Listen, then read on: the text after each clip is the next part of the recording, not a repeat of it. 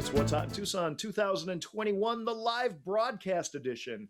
Our next guest, we are headed over to Milan, Italy, and we're going to meet with Emanuele Marini from Nimeral MinLabs. I love Emanuele so much, I actually gave him 2 M's in his first name.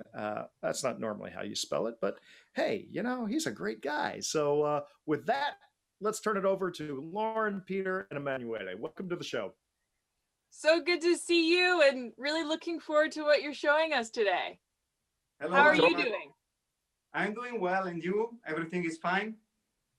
Everything is fine. And I think in your lab you can probably trim out that extra M in your name. Yeah, I will. Easy. It's a 5-minute job. And I will not charge Brian for that, so no problem. You are a buddy. Thank you.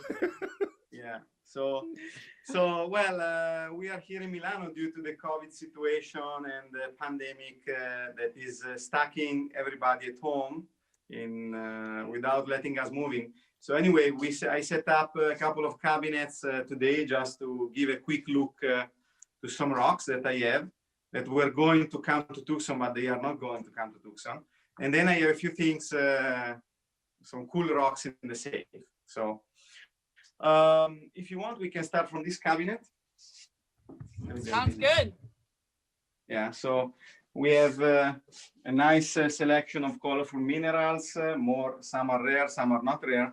But I would like to start focusing on something quite rare, actually.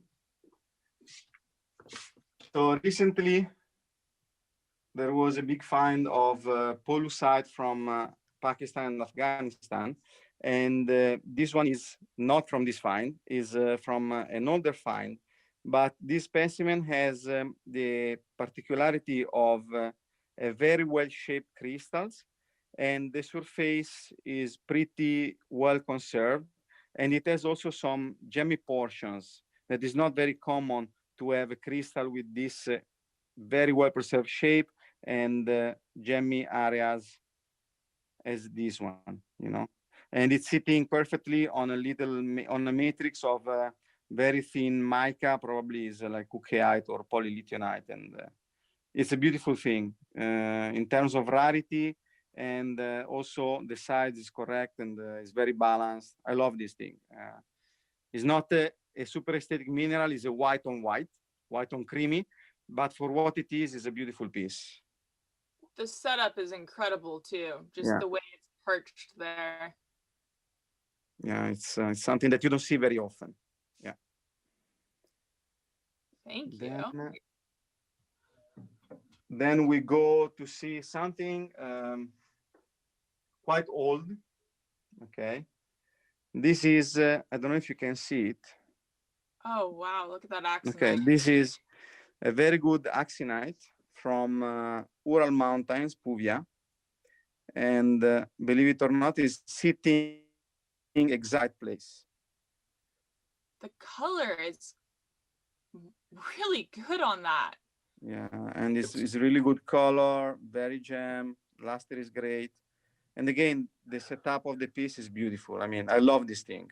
So that purplish color suggests it's a manganese rich axonite, or has it been it could be. Maybe the purplish color is given by the camera, because in person it's not that much purple. It's more brownish.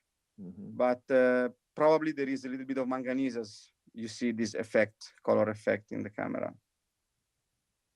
It's got a good root beer color to it. Yes, you see it's and it's not a big piece. It's a little thing, but a little jewel. Lauren's size rock. Yeah. Yeah. Perfectly. That's my type of specimen. Then I would like to show you something particular, extremely particular. I found some time ago a beautiful fluorite from England. This is from the Black Dean mine. It's a complete floater of elongated crystal. And on top of it, there is a modified cube of fluorite. This is pretty unique with different color and This is like the brick is like the matrix on the of this crystal. It's beautiful. I love these things, and it's a complete floater. Does it look, which one, like it's a little hard to tell in the video, but which one looks like it's first? Is it the purple or the? Probably the purple one is the first, and this is the second. Okay.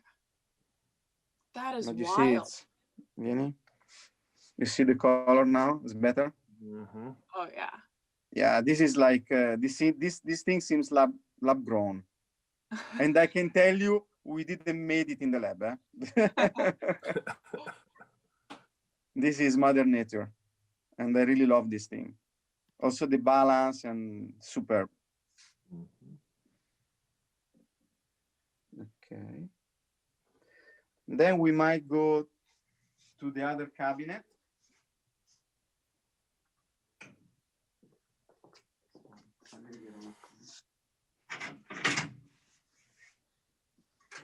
So here we have, starting from the main shelf, the central shelf, we have a selection of very good celestites that I was able to put together with a project that I've been doing with Tom Prasher from Specimens Minerals. And well, we have some very nice things, beautiful with very good shape. The color is very good, luster.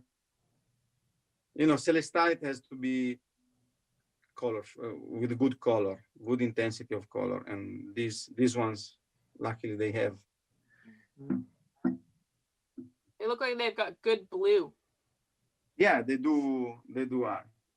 Look at this. This is a beautiful thing. Very balanced. And as I don't know if someone remember, but I've shown the trimming process of one of these geodes that we buy and we work on it to prepare the specimens. In the live talk that I did, probably was like in October, end of October. And to have such a selection of good specimens, maybe you have to trim like 200 kilos of celestite, you know, of geodes, the big geodes, and then you trim down into something like that. Then I would like to show you something that we have seen already in many examples. This is a tourmaline from Milan, okay? But this one doesn't show the classic color. This one doesn't have the classic greenish color in the base. This was probably a small pocket with the extremely bright red, cherry red color with a little bit of steel bite here. And this is coming from Milan, the Milan area.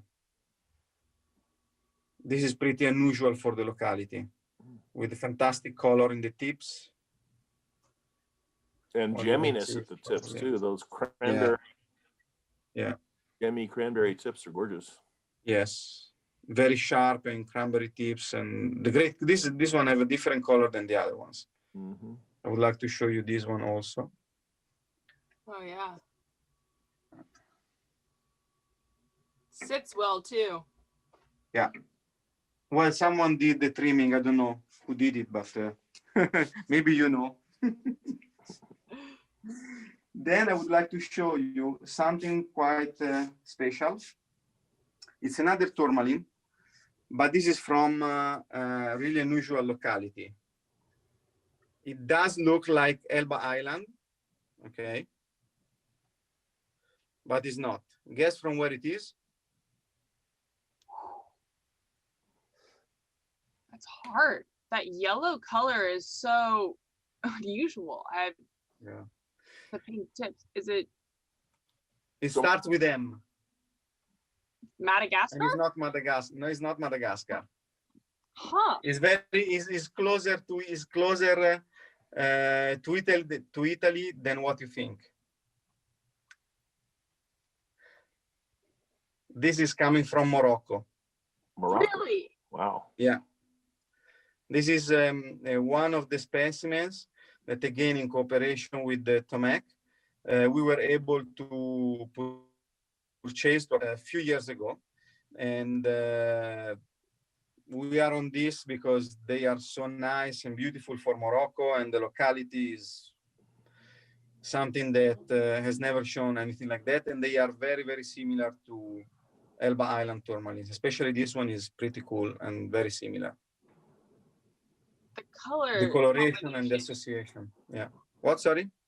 The color combination there is just so striking, and especially when it's oriented with those three kind of shooting out like a star. Yeah. It has basically green orangey bottom body and wineish purplish color on the tip. Violet. Yeah, kind of that. This is a beautiful thing. Yeah. Okay. So then, well, let's start to see some different rocks from the safe. Yeah, that's always a delight. Yeah. Okay.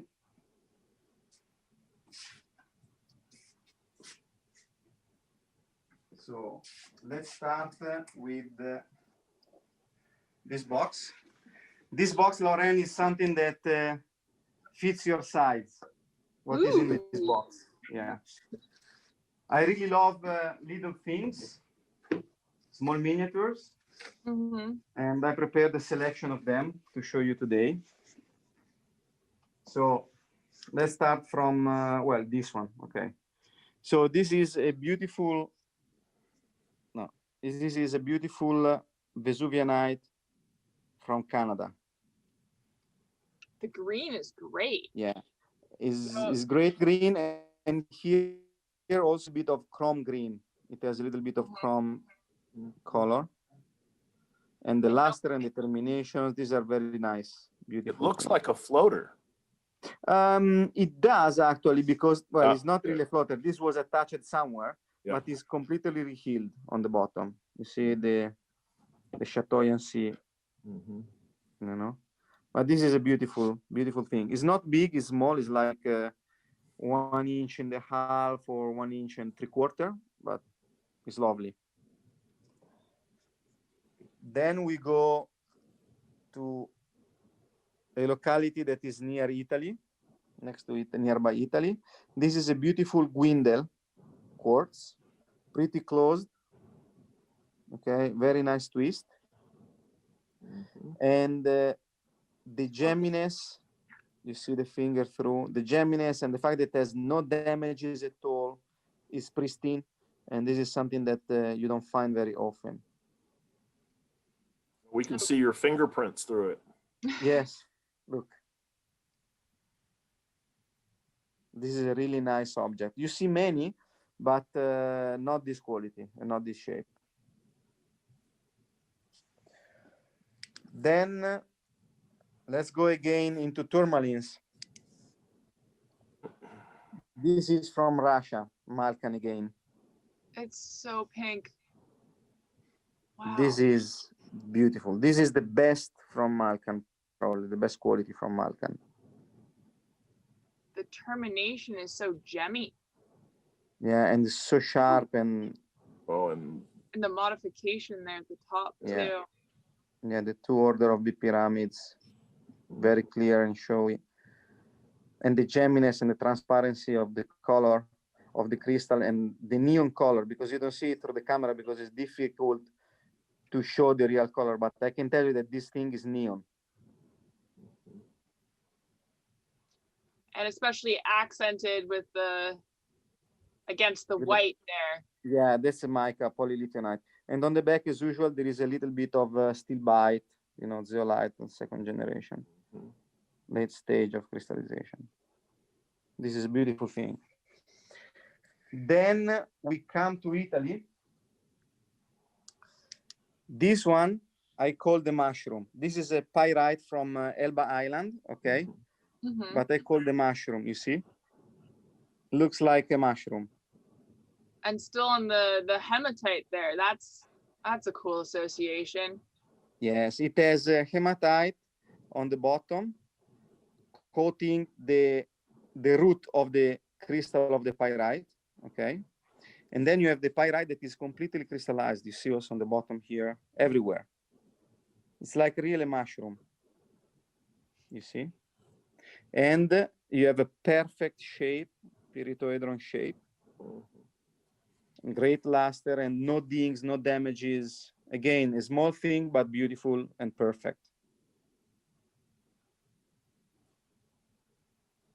Okay. Then we go to a piece that has a little story, and it's a tourmaline. This is a tourmaline from Madagascar. Okay.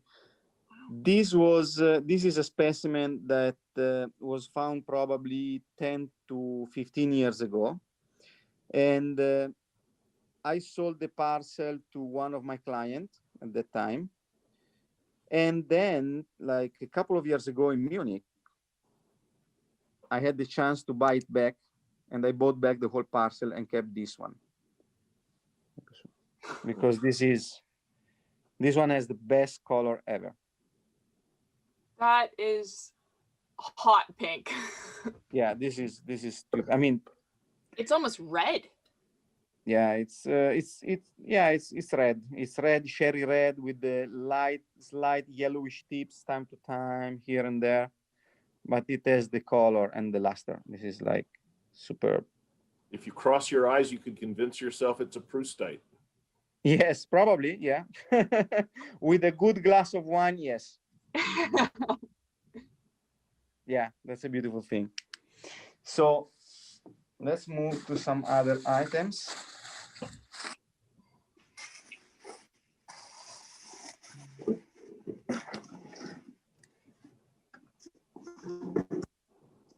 Okay, yes, this one.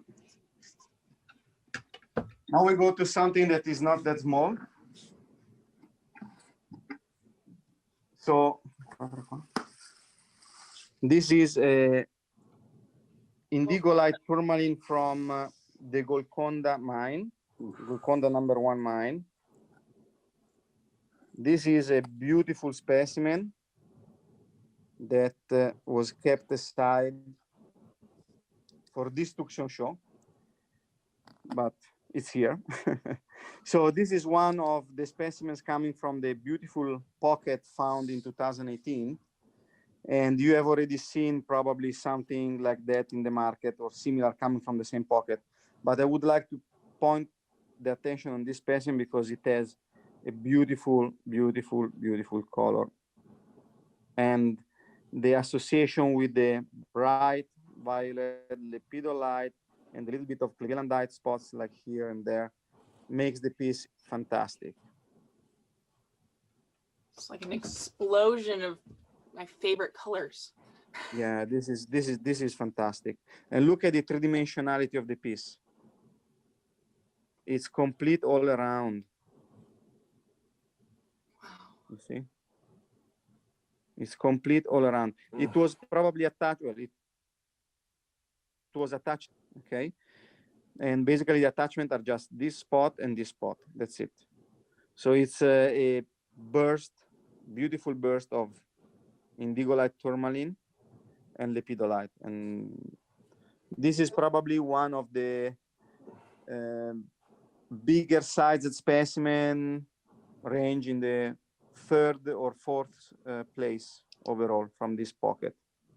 I love the combination of those, you know, robust crystals on the left there that really highlight how ridiculous that color is, but you also have that elongate crystal that sort of pulls your eye through the specimen and really makes it a dramatic piece. Yes, actually, I call the piece Harry Potter on the broom because this looks like the broom and this is Harry Potter. You see? So he's flying on the broom. Where are his glasses? He lost them because he was flying too fast. Oh. No, that's a beautiful thing. And of these sides, and I can tell you this one has only this crystal that has a repair. Only this one. All the rest is pristine. So it's not easy to find. Then we put it back asleep. Harry Potter, go to sleep. We can see why that one lives in the vault. Yeah. Yes. Okay. Then we go, oh yes. This is something that is coming from US. And probably this is coming from the 70s or from the 80s. Okay. It's a very common mineral, but it's a beautiful crystal. This is a quartz Coleman mine. It's beautiful and big. Emanuele, tell me the mine again. I didn't hear that. There was a hiccup. This is from Coleman, from the Coleman mine. From Coleman in Arkansas. Thank you. Yeah, Arkansas. Yes, yes. This is, I mean, quartz is very common, but to have such a beautiful crystal and perfect and sharp and transparent as it is with a great luster, this is something that is not very easy. And also, on the bottom is not broken, it's rehealed. You see? I don't know if you can see it from the camera, but it's not broken. Maybe you can see with the, oh yeah, you see the faces now. Mm-hmm. And this is complete all around. It's a beautiful thing. Very elegant. Okay.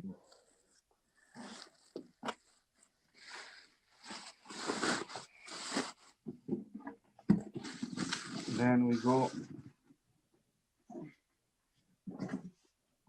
Okay.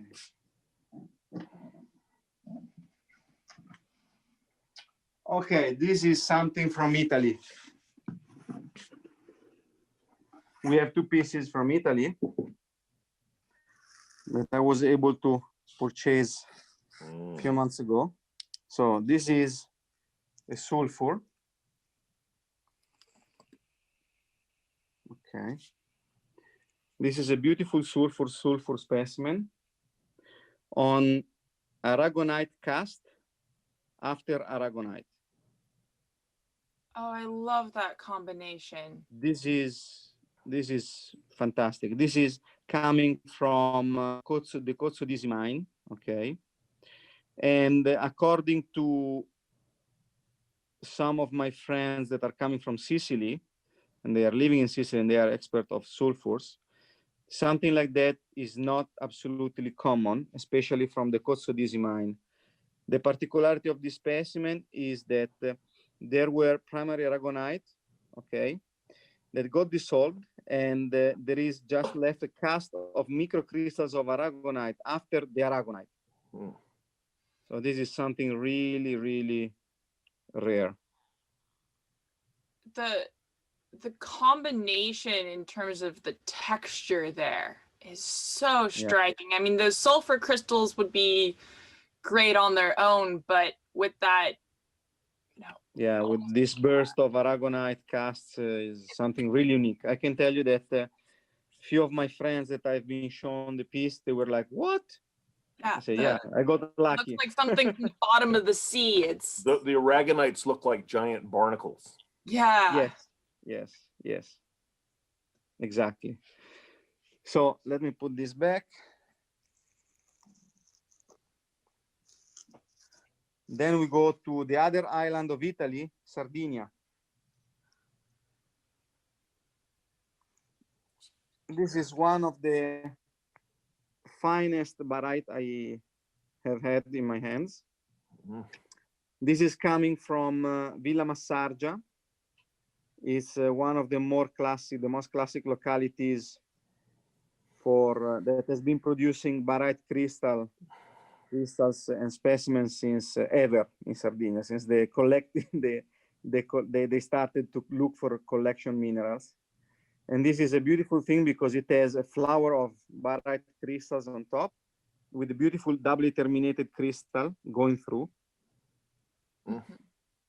And the luster and the color is, and the assembly altogether is something really, really nice. And you don't see something like that very often. No. I don't know if you understand the luster from the video, but it has a very good luster. And the color also is amber color and oil green. This is another beautiful thing. Yeah. So. What a fantastic combination of Italian pieces you have there. Yeah, thank you. Well, it's not easy to find such good things. Indeed, I might keep them for my collection. I'm thinking about it. I can definitely see why that sulfur would be really difficult to part with. Yeah. Yes. So now we go to something that is pretty new.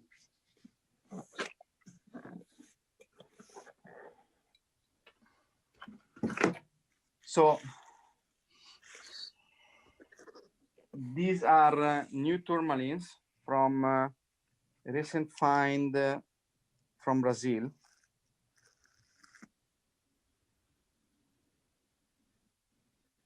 These are coming from the Coronel Murta area. These are this crystal is doubly terminated, and I can tell you that these are just eye candies because I have in the lab something that is major, and will be shown probably in the next months, probably, because I don't know if we would like to sell it or not. So we will see. And this has a beautiful shape, top luster. Well, if it's more incredible than that, I really look forward to hopefully being able to see this specimen that you're teasing. Yeah. Well, you will see that there is a good potential. I will show you a few other things from this pocket, and you see that the luster and the color is something beautiful. Actually, the color that you see on the video is not as orangey as it is in real. It's more peachy and hot pink on the termination and cherry red. You see these shades of cherry red on the top. Okay, so this one. Then we have another one that is beautiful because it has a little burst of clevelandite, and then you have the crystal. This one has a little less quality as the first one before, but it's beautiful. I mean, look at the termination and the luster. Yeah, the termination's fantastic. And the luster is fantastic also. Is a top luster.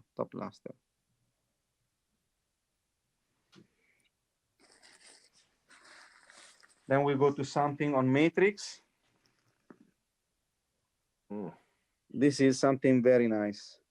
And this is coming from the big matrix of the big piece. So this is, you can understand, yes. It's a beautiful thing, nice candy. This crystal is covered by lepidolite, but you can see that the light goes through easily. So it's pretty gem, and the color is beautiful. Hot pink. Yeah. What's hot pink in Tucson? Yes. Oh, these are the two most favorite of this pocket for me for the moment. In terms of small things. Yeah. That is, oh, so cute. Yeah, this is beautiful. I can tell you that, well, 1, 2, 3, and 4 are repaired. Okay, so we got the pocket, and I see the quartz was much bigger. It was like 4 times what it is now. And I was looking at the piece and said, okay, there are 4 bases. They must be the crystal because we got the whole parcel, you know. And then I spent like 2-3 weeks looking for these crystals and trying to find them. I said, no, there is no. It's not possible that I don't find them. Then one Sunday during the last lockdown, I said, okay, I have nothing to do at home. My wife is sleeping, the baby is sleeping. I said, okay, I go a couple of hours at the office and play with these rocks. 10 minutes, I found all. And here it is. So it's a beautiful thing. Very, very nice. And again, the color is superb. And they are, okay, the size is not big, so they are gem. And the pretty thing on this specimen is that you have both the analogous and the antilogous pole as a termination, because you know that the tourmaline is a polar mineral. It has the two poles and is not often found with both determination, with both poles on the same specimen. So this is something quite unique. And then we have a beautiful thing. It's just a little crystal perched on the lepidolite. So gemmy. Yeah, this is really gemmy. I don't know if you see correct the color and the luster. Okay. And then I will show you. Emanuele, we have about 10 minutes left in your interview. I know there was something else that you wanted to share with us. So I show one more piece. Mm-hmm. Then we go to talk about the other topic. Okay. So from the same pocket, we start to play some serious rocks. Oh. Whew. And again, this is just an eye candy. Yeah. Look at the luster and the quality.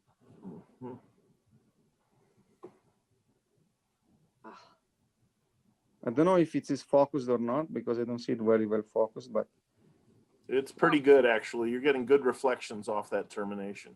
yeah. And this is a beautiful thing. It's a bubblegum pink crystal perched on a milky quartz. And it's, whoo, I love this one. I can see why. Yeah. And again, it's just a teaser because the good things are coming. Yeah. All right. So let's go to talk about something else now. So as you know, I am producing cabinet in Italy, and there is someone else producing cabinet in United States that is Graham Sutton. Okay. So recently we came to an agreement, a commercial agreement, that basically says that I am the representative of his cabinets in Europe, okay, to have a better logistics and help in case of needs. And he's going to be the representative of my cabinets in United States, okay? And I would like to present you two cabinets that we are producing together, okay?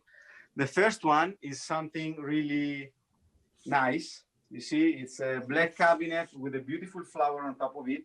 It's pretty black, but look, this is something very interesting. It's a beautiful cabinet.